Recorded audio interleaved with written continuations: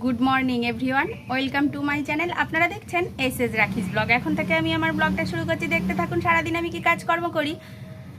আর আজকে না সকাল সকাল ভাত বসিয়ে দিয়েছি, কর্তার এক জায়গায় বেরোনোর আছে এই জন্য।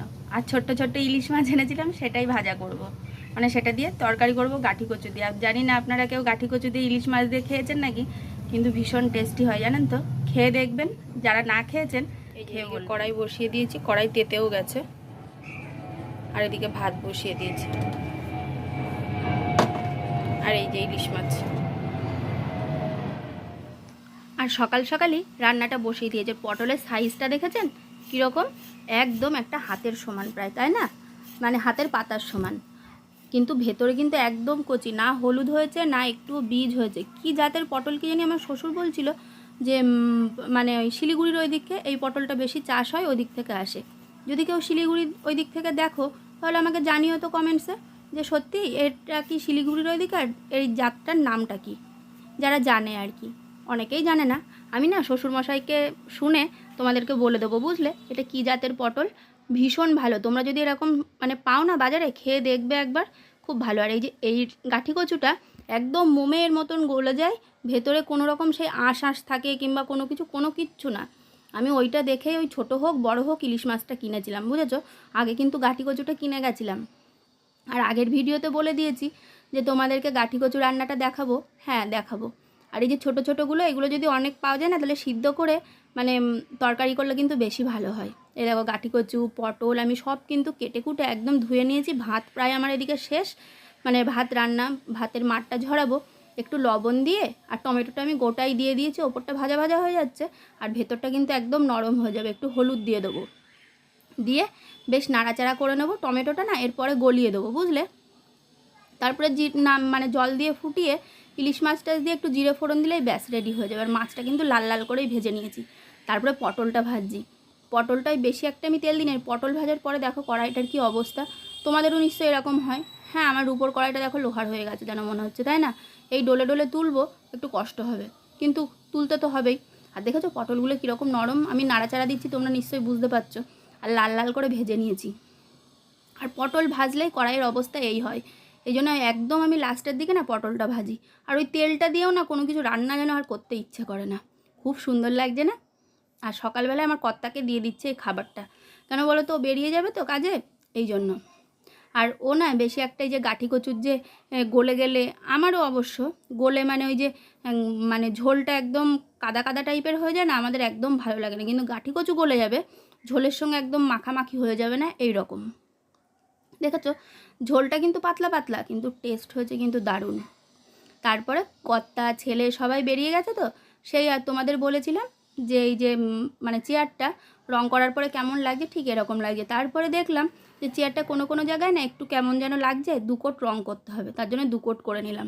আর এই দেখো যে প্রদীপটা আমি বানিয়েছিলাম, মানে জল দেবো আর চারিপাশ দিয়ে প্রদীপটা জ্বলবে, সেটা এরকম রং করেছিলাম, বেশ একটা ভালো লাগছিল না। আর জল দিলেই না ওই রঙটা গুলে গুলে উঠে যাচ্ছিলো। ওই জন্য আমি দেখলাম কি না এই রঙটা করি, তাহলে পরে কি জল দিলেও উঠবে না, আর দেখতেও ভালো লাগবে। আলটিমেট এই রঙ কিন্তু আমি রাখিনি, ভেতরে গোল্ডেন কালার করেছি। আর এই যে মানে ইয়েটা প্রদীপগুলো আমি এই সিলভার কালার করেছি, বেশ লাগছে, তোমাদের দেখাবো। আর এই যে দেখেছো সেই রঙটার কথা বলছিলাম, কেমন পাতলা, বারবার এই যে এটার উপরে আমি বসে বসে ঘরের সামনে বসে বসে বোলাচ্ছি। আর এই যে চান ধান করে নিয়ে এখন আমি ঠাকুরটা পুজো দিয়ে নিয়েছি। কি সুন্দর লাগছে না ঠাকুরের সিংহাসনটা, বেশ লাগছে। আর লোকনাথ বাবা দেখেছো একদম চকচক চকচক করছে, সব ঠাকুরই চকচক করছে। আর সব কিছু পোশাক আশাক আমি সব কিছু চেঞ্জ করে দিয়েছি। তারপরে ঘুম থেকে ওঠার পরে মনে হলো যে না, বিছানার চাদরটা বেশ নোংরা টোংরা হয়েছে, একটু তুলে দিই। আর দেখবে বর্ষার সময় না ভীষণ জামা কাপড় বিছানা নোংরা হয়, কেন বলেন তো? এই যে ভেজা পায়ে অনেক সময় উঠে যায় না, আর ছেলেপিলে থাকে তো, ছেলে যতই ক্লাস 10-এ পড়ুক না কেন, ব্যাস। মেয়েরা কিন্তু এই জিনিসটা করে না, ছেলেদের মধ্যে এই জিনিসটা খুব আছে, এই পা মুছে ওঠ, পা মুছে ওঠ, পা মুছে ওঠ, এরকম করতেই হয় জানো। তারপরে এই যে ওপরটা দেখলাম, বিছনার চাদরটা যখন পাল্টাচ্ছি আমি ওপরটা একটু মুছে টুছে নিই, তা নাহলে বিছানার ওপরে এই ধুলোগুলো পড়বে, আবার ফ্যান চলবে তো ওই ধুলোগুলোই কিন্তু বিছানার পরে ঘুরে ঘুরে পড়বে, আবার আমার গা হাত পা চুলকোবে, সবারই চুলকোই, আমার কেন? তার জন্য আর চুলকোক বা না চুলকোক, নিজের ঘরটা একটু পরিষ্কার পরিচ্ছন্ন রাখাটা তো দরকার, না কি বলো তো? আর তোমরা তো জানো আমার এরকম একটু মোছামুছি করার অভ্যেস আছে, তারপরে দেখেছো বিছানার চাদরটা এবার আমি তুলে নিচ্ছি, অর্ধেকটা তুলে রেখে দিয়েছিলাম তখন মনে পড়েছে। আর পাশে যে জামা কাপড়গুলো ওগুলোও আমি পরে ভাঁজ করে নেবো। আর এই যে এখন এই যে গোলাপি রঙের চাদরটা পেতে নিচ্ছি, এটা অবশ্য অনেক দিনের চাদর, তবু কিন্তু পাতলে বেশ লাগে কিন্তু। আর বিছানার চাদর মানে বিছানাটা টান টান থাকলে সত্যিই ভালো লাগে। দেখো ভালো লাগছে না বলো? পুরনো হোক কিংবা নতুন, কাঁচা পরিষ্কার থাকলে এমনিই ভালো লাগে, মানে মনটা ভালো লাগে। এই যে ঠিক বিছানাটা আমার এই রকম লাগছে এখন। তারপরে ছেলের বই টই সব কিছু গুছিয়ে নেবো। তারপরে না এই যে গ্যাসের এই জায়গাটা আমার একটু চেঞ্জ করতে ইচ্ছে হলো। ঘরের মধ্যে তো আমার চেঞ্জ করার মতন সেরকম কোনো কিছু নেই, সবই প্রায় ফিক্সড। আর কি বলো তো, ওই যে ছোটো যে নিচে পাশে যে আমার তাকটা আছে না, মশলাপাতি রাখি ছোটো কোটোটা, সেইটাকে বের করার জন্যে এই যে এই তাকটাকে। তাহলে কি গ্যাসের টেবিলের ওপরে আমি অনেকটা জায়গা পাবো, এই জন্য দেখেছো কতটা জায়গা বেরিয়ে গেছে। ভালো করে মুছে টুছে নিয়ে ওই তাকটা আমার যে গ্যাসের টেবিলের নিচে যে তাক আছে সেইখানে ঢুকিয়ে দেবো। তাহলে পারে কি আমার গ্যাসের এই জায়গাটা পরিষ্কার হয়ে যাবে, জল দিলেও একদম মানে সবজি টবজি কেটে আমি রাখতে পারবো, একদম হাতের কাছে রুটি টুটি বেলতে পারি। কিন্তু একটু অসুবিধা হয় বলে আমি এইরকমভাবে গুছিয়ে গাছিয়ে নিয়েছি। আর দেখবার একটু উল্টে পাল্টে নিলে না ঘরটা, মনটা কিন্তু ভালো হয়ে যায় কোনো একটা জায়গা। আর মেয়েদের তো অর্ধেকটা টাইমই রান্নাবান্না করতে কেটে যায়। সন্ধে হয়ে গেছিলো, এই দেখো রাত হয়ে গেছে, বৃষ্টি যা এসেছে মনে হচ্ছে আকাশ বোধহয় এই ভেঙে পড়লো জানো তো, ভীষণ বিদ্যুৎ চমকাচ্ছে। আর তেমনি বৃষ্টি হয়েছে, প্রায় ঘরে জল উঠে যাবে ভাব। এই রকম কীরকম বৃষ্টি হচ্ছে তোমরা বুঝতে পারছো, মুষলধারে বৃষ্টি যাকে বলে সেই রকম। আর দেখো নিচে জল জমে গেছে, মানে কেবল তো বৃষ্টিটা শুরু হয়েছে তাতেই এই অবস্থা। আর একটু পরে দেখবে, দেখেছো পুরো জলে জলাকার। ওই যে রং করে রেখেছিলাম সেটাকে এই পাশে এনে রেখেছি যে না যাতে রং টং ধুয়ে না যায়। তাতে কি হয়েছে, এই যে এবার আমি মানে কালো জিরে ফোড়ন দিয়ে পেঁয়াজ আলু টালু দিয়ে একটু তরকারি করে নিচ্ছি, রুটি করতে হবে, রাত্রে তো খেতেই হবে।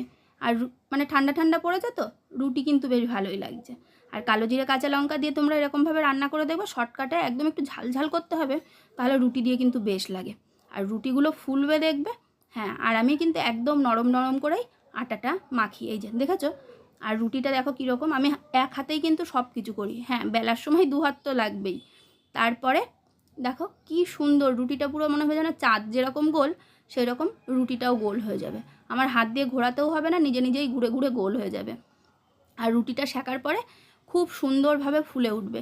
আর যদি ভিডিওটা একটুও ভালো লেগে থাকে, এই পর্যন্ত যারা দেখেছো তারা যেন অবশ্যই লাইক শেয়ার এবং সাবস্ক্রাইব করবে। যারা নতুন তারা কিন্তু আমাদের পরিবারটাকে বড় করার জন্য সাবস্ক্রাইব করতেই হবে, বুঝেছো? তা না হলে আমাদের পরিবারটা কি করে বড় হবে?